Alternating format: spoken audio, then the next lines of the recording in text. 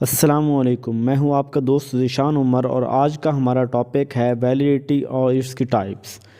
Validity, ये जो presentation है ये डॉक्टर आफ्ताब अहमद ख़ान साहब ने तैयार की हैं और जो कि प्रोफेसर हैं यूनिवर्सिटी ऑफ जंग के। और ये बहुत ही ज़बरदस्त प्रेजेंटेशन है, 2 से 3 बुक्स से ये इसका डाटा लिया गया है और आपको किसी भी मज़ीद नोट्स के तैयार करने की ज़रूरत नहीं पड़ेगी। इसका जो है वो जो भी इसका जो मटेरियल है वो मयारी है और बुलेट की सूरत में नहीं दिया गया, पूरी पूरी स्टेटमेंट की सूरत में यहाँ पे इस स्लाइड्स में दिया गया है। वैलिडिटी क्या होता है और इसकी क्या टाइप्स हैं, आज हम उसको डिटेल से देखेंगे। वैलिडिटी ये होता है कि कोई भी टेस्ट हम जो मैयत करने जा रहे हैं, क्या वही है जो हम मैयत करने जा रहे हैं या उसमें डिफरेंस है।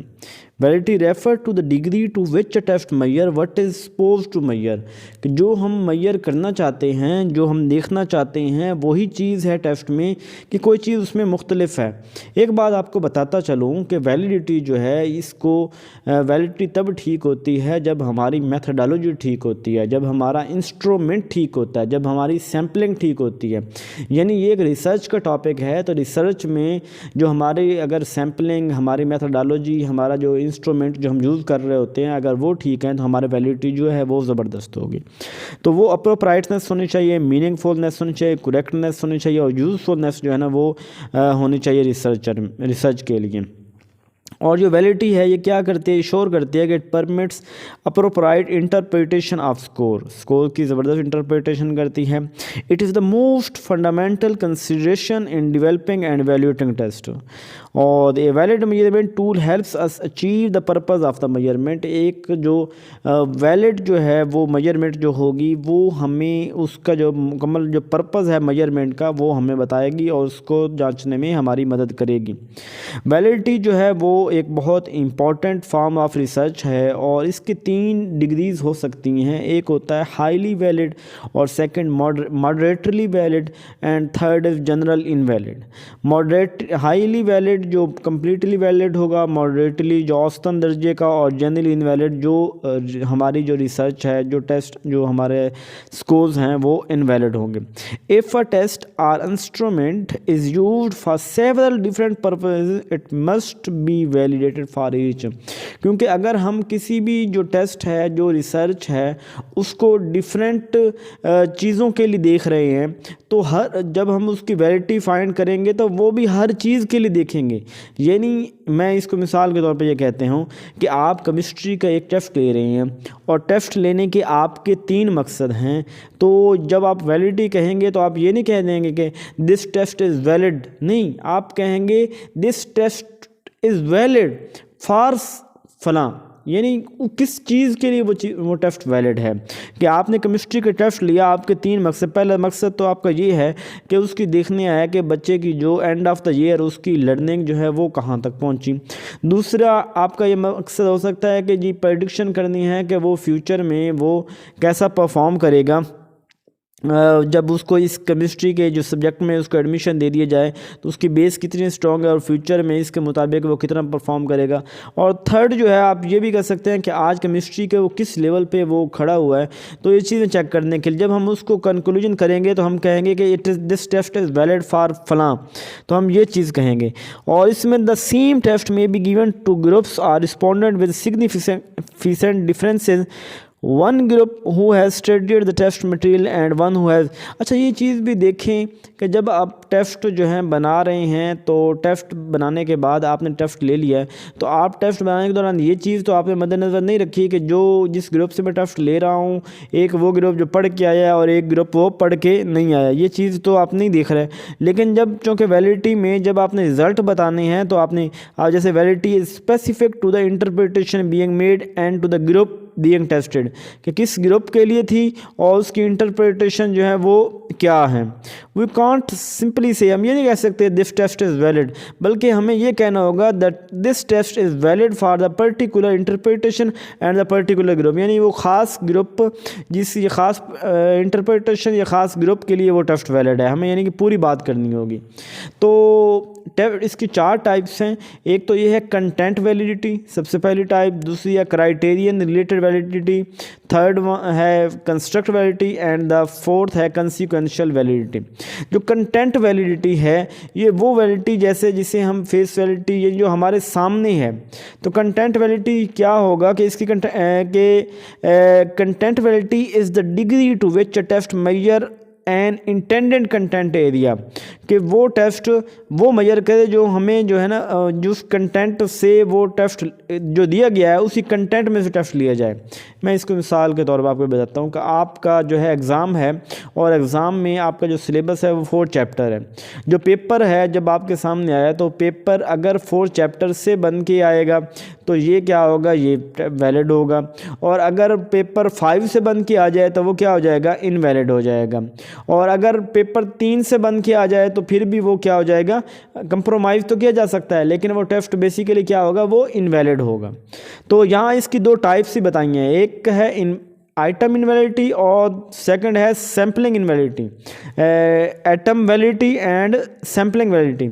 आइटम वैलिडिटी क्या होगा, आइटम वैलिडिटी ये होगा कि जो नंबर ऑफ़ यूनिट हैं, जो कंटेंट है उस कंटेंट में से जो हमारे अगर वो सैंपल जो क्वेश्चन लिए गए हैं तो ये आइटम वैलिडिटी होगा। यानी whether test item are relevant to the measurement of the intended content area, जो कंटेंट एरिया दिया गया था उसी में से पेपर आया है तो ये कौन सा होगा, आइटम वैलिडिटी होगा। सेकंड है सैम्पलिंग वैलिडिटी। सैम्पलिंग वैलिडिटी ये होगा कि अगर 4th चैप्टर हैं और 4 चैप्टर में से जब क्वेश्चन पेपर में आए हैं वो 8 क्वेश्चन आए हैं तो हर चैप्टर में से 2 क्वेश्चन आए, यानी तमाम चैप्टर्स की इक्विवेलेंट जो है वो उसकी रिप्रेजेंटेशन हो पेपर में, तो इसको हम कहते हैं सैम्पलिंग वैलिडिटी। आपको समझ आ गई होगी। मैं फिर बता रहा हूँ कि एक तो कंटेंट वैलिडिटी क्या होता है कि जो हम जिस कंटेंट एरिया में से हम पेपर ले रहे हैं या रिसर्च कर रहे हैं या डाटा ले रहे हैं तो वो उसको हम क्या कहते हैं कि कंटेंट वैलिडिटी के उसी में से लिया जा रहा है तो कंटेंट वैलिडिटी होगा। इसकी 2 टाइप्स, आइटम और सैम्पलिंग। आइटम ये होगा कि अगर 4 चैप्टर हैं तो 4 के चैप्टर में से जो है ना वो क्वेश्चन लिए जाएं तो ये ये आइटम वैलिडिटी हो जाएगा। यानी जितने यूनिट हैं और उसमें 4 यूनिट है तो 4 यूनिट में से, और अगर हर यूनिट की इक्विवेलेंट जो है वो रिप्रेजेंटेशन हो और तमाम यूनिट में इक्विवेलेंट नंबर के क्वेश्चन पेपर में आएँ तो ये हमारी क्या हो जाएंगी, सैम्पलिंग वैलिडिटी हो जाएगी।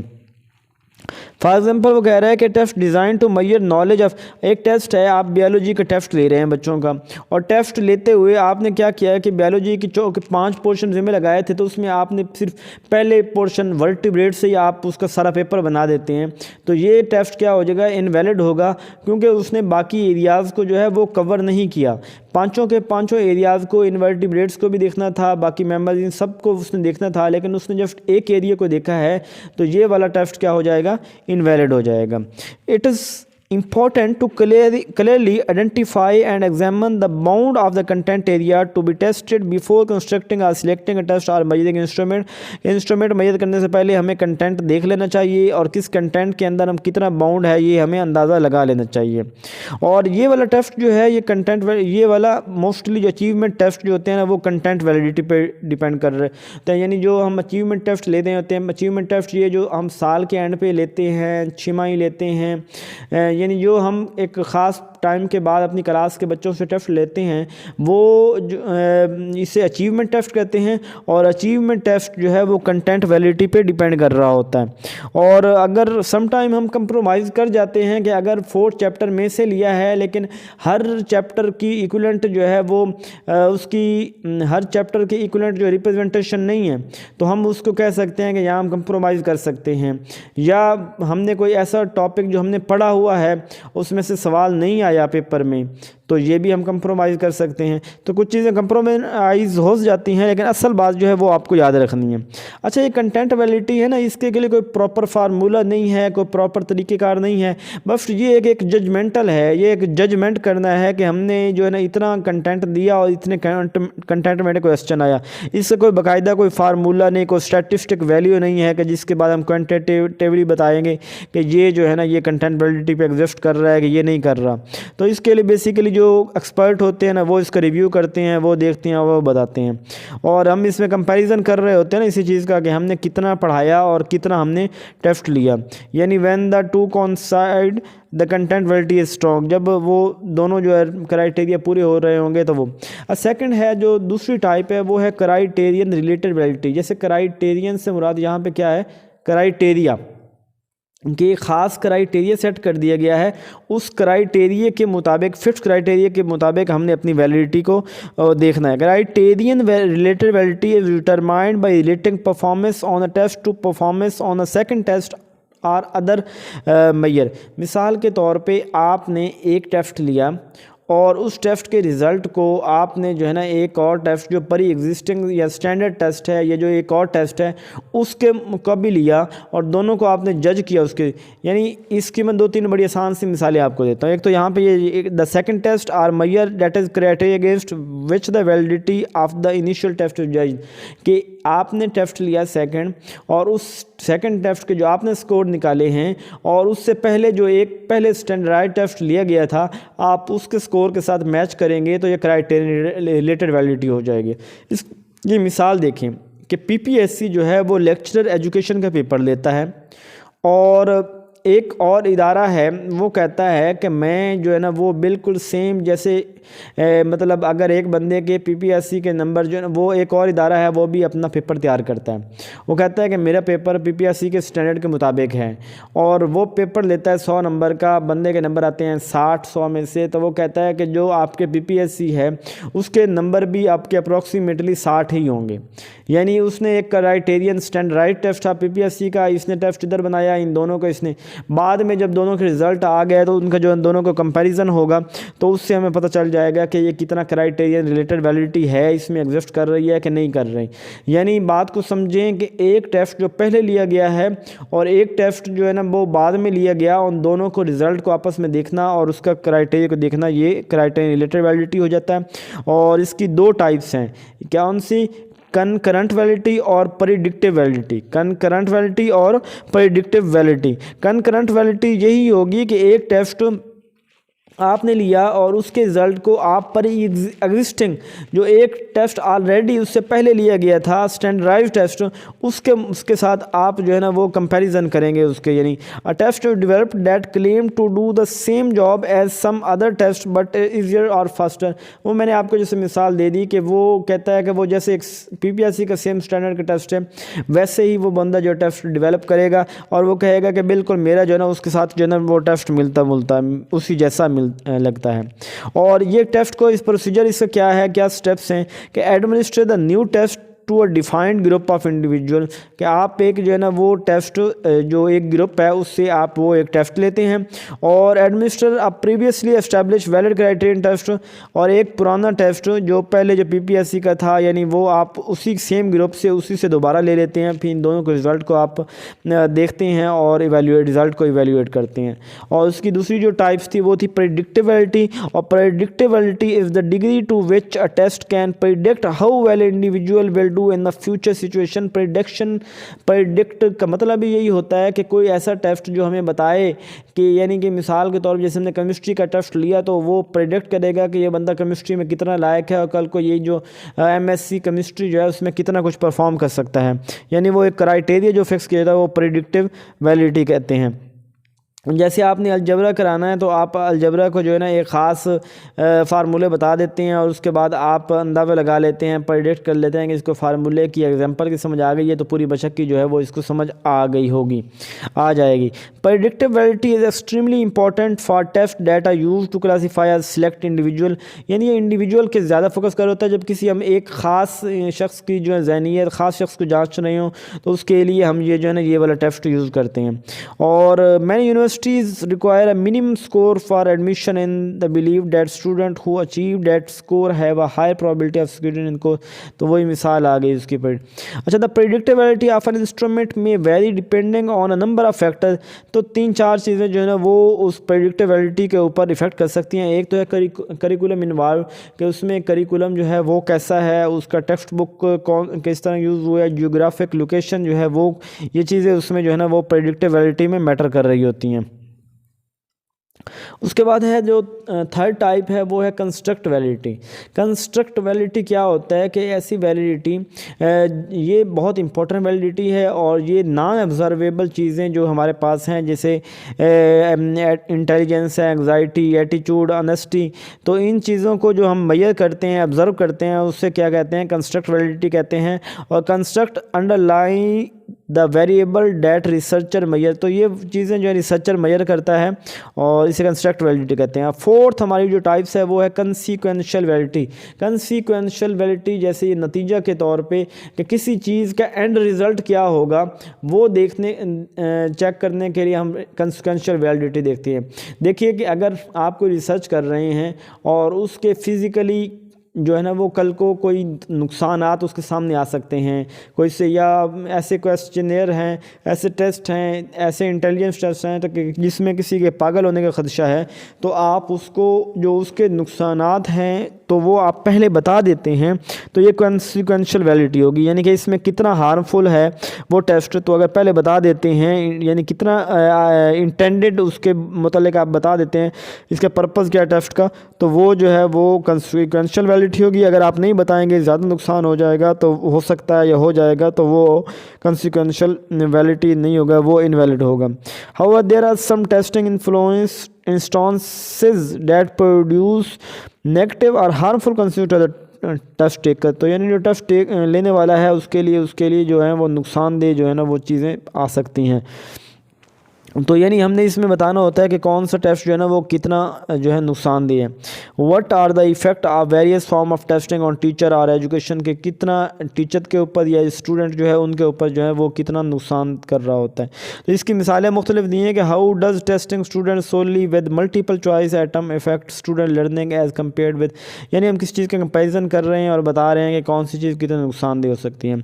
तो कौन सी चीज़ें हैं जो वैलिडिटी को नुकसान पहुँचा सकती हैं, कौन सी चीज़ें हैं जो वैलिडिटी को नुकसान पहुंचा सकती हैं, तो उसमें एक तो यह है कि अनक्लियर टेस्ट डायरेक्शन, के टेस्ट की प्रॉपर डायरेक्शन हो के करना क्या है, कंफ्यूजिंग और एम्बिगियस जो है ना वो एम्बिगुअस जो है टेस्ट हो, वोकैबुलरी जो है वो बहुत मुश्किल हो, ओवरऑल डिफ़िकल्ट हो, कम्प्लेक्स सेंटेंसेस हो, उसमें कंसिस्टेंसी कोई ना हो, सब्जेक्ट स्कोरिंग मेथड ठीक ना हो, untaught item included on achievement test जो वो वाले हों, failure to follow standardized test इसी तरह जो चीटिंग वगैरह ये चीज़ें हों, तो वो टेस्ट क्या होगा हमारा इनवैलिड होगा। तो बात हमने की थी इनवैलिड की कि हमने कहा था कि it intended to measure what we want to measure, कि हम जो मेजर करना चाहते हैं वही मेजर करें, तो इसे कहता हमने वैलिडिटी कहता। वैलिडिटी की हमने 4 टाइप्स देखी थी और 4 टाइप्स को हमने ब्रीफली देखा। जैसे कंसिक्वेंशियल वैलिडिटी भी हमने ये कहा कि जिसके हमें नतीजे के तौर पर पता हो कि इसका कितना नुकसान हो सकता है, वो पता होना चाहिए कितना हार्मफुल है, कितना फ़ायदेमंद है। इसी तरह कंस्ट्रक्ट वैलिडिटी हमने कहा था इंपॉर्टेंट है, और ये जो नॉन ऑब्जर्वेबल बिहेवियर, ऑनेस्टी जो है, एटीट्यूड और इस तरह की जो चीज़ें हैं जो जिनको नॉन ऑब्जर्वेबल हैं उनको जो मेजर करता है वो क्या कहता है कंस्ट्रक्ट। इससे क्राइटेरियन डिफरेंस वैलिडिटी हमने कहा था कि क्राइटेरियन में हमने 2 देखे था कि current validity and predictive validity. इसमें हमने कहा था कि ख़ास क्राइटेरिया सेट का एक टेस्ट लिया उसका ख़ास क्राइटेरिया के ऊपर दूसरा टेस्ट लिया, उन दोनों का आपस में कंपेरिजन किया, या एग्जिस्टिंग स्टैंडर्डाइज टेस्ट के नंबरों को एक नए टेस्ट के साथ हमने कंपेरिजन किया। और इसी तरह प्रेडिक्टिव वैलिडिटी हमने कहा कि जब हम कोई ऐसा टेस्ट तैयार कर रहे होते हैं जो हम किसी को फ्यूचर के लिए चेक कर रहे होते हैं। इसी के साथ जो पहली टाइप हमने पढ़ी थी वो कंटेंट वैलिडिटी पढ़ा था, उसकी 2 टाइप्स हमने देखी थी, item validity and sampling validity, के कितने नंबर ऑफ यूनिट्स जो हैं उसको कवर कर रहा है और हर यूनिट की कितनी रिप्रेजेंटेशन है वो हमने देखा था। तो होप्स हो कि आपको इसकी जो है वैलिडिटी क्या है, वैलिडिटी की टाइप्स क्या हैं, उनकी फिर फर्दर टाइप्स क्या हैं और कौन से जो फैक्टर हैं जो अफेक्ट कर रहे होते हैं वैलिडिटी के ऊपर, आपको इन सब की समझ आ गई होगी। कोई भी मसला हो तो आप क्वेश्चन कर सकते हैं, पूछ सकते हैं। थ्योरीज़ को समझिए, थ्योरीज़ को समझेंगे उसके बाद आपके लिए आसान हो जाएगा एमसीक्यूज़ को समझना। अगर आपके थ्योरी के कंसेप्ट क्लियर नहीं होंगे तो एमसीक्यूज़ आपके लिए बहुत मुश्किल हो जाएंगे।